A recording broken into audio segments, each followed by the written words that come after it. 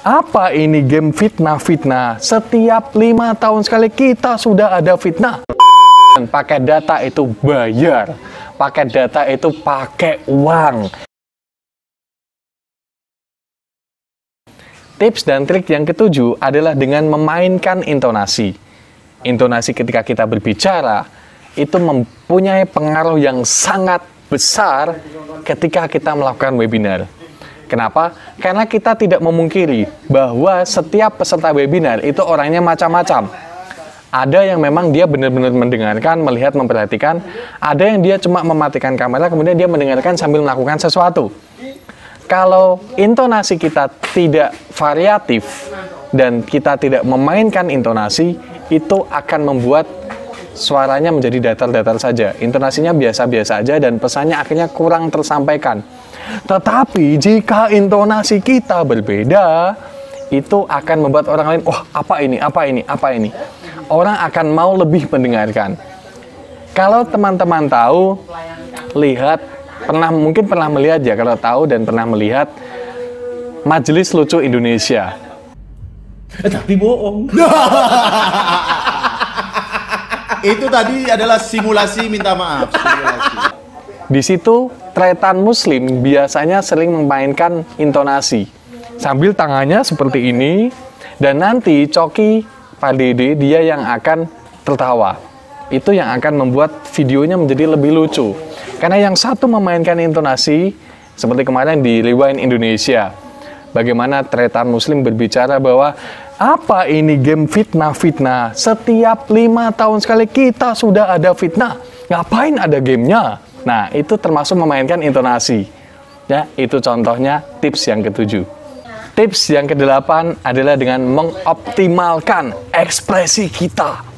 Dengan optimalkan ekspresi, orang akan lebih memberikan perhatian kepada kita. Karena ekspresi kita berbeda. Misalnya, oh, atau ekspresi-ekspresi yang lain, kaget, oh, ekspresi dan lain sebagainya. Ketika ekspresi kita sering berubah, orang akan menunggu. Ini perubahan apa lagi yang akan dia tahu? Ini mau ngapain lagi pembicaranya? Mau alay seperti apa lagi pembicaranya? Itu orang akan cenderung menunggu. Daripada kita biasa-biasa aja. Ya, Assalamualaikum warahmatullahi wabarakatuh. Ya, saya mau bicara ya mengenai bagaimana membuat webinar yang menyenangkan dan tidak membosankan. Nah, bagaimana mungkin orang mau percaya Anda membuat webinar yang menyenangkan dan tidak membosankan ketika ekspresi Anda itu sangat datar? Jadinya bosan. Jadinya orang juga nggak mau mendengarkan. Makanya kalau Anda, teman-teman itu mengamati video saya di part 1 maupun part 2, itu sama-sama saya menggunakan ekspresi wajah, saya menggunakan gerakan tangan, itu agar apa? Agar Anda mau tertarik melihat video saya. Dan kemudian Anda belajar bagaimana membuat webinar yang tetap menyenangkan. Nah, kok tangan saya jadi kayak tretan muslim ya? Itu untuk tips yang ke-8. Jadinya optimalkan ekspresi wajah. Senang, kaget, emosi, sedih, marah, apapun dioptimalkan lewat ekspresi. Oke? Tips yang ke-9 sekaligus tips yang terakhir adalah dengan menghargai waktu peserta.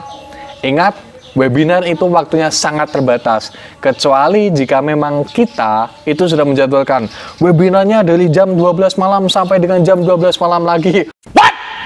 What? No, God! No, God, please, no! No! Oke, artinya ada kesepakatan. Selain itu biasanya webinar mungkin hanya berlangsung selama 1-2 jam.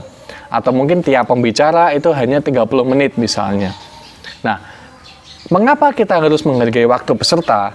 Karena peserta ketika mengikuti webinar, mereka menggunakan yang namanya paket data. Dan paket data itu bayar. Paket data itu pakai uang. Tidak gratis. Kecuali pakai wifi tetangga. Nah, itu baru gratis. Jadi, di tips yang terakhir, simpel saja, hargai waktu peserta, jangan berbicara terlalu bertele-tele, dan maksimalkan seefektif mungkin, seefisien mungkin waktunya.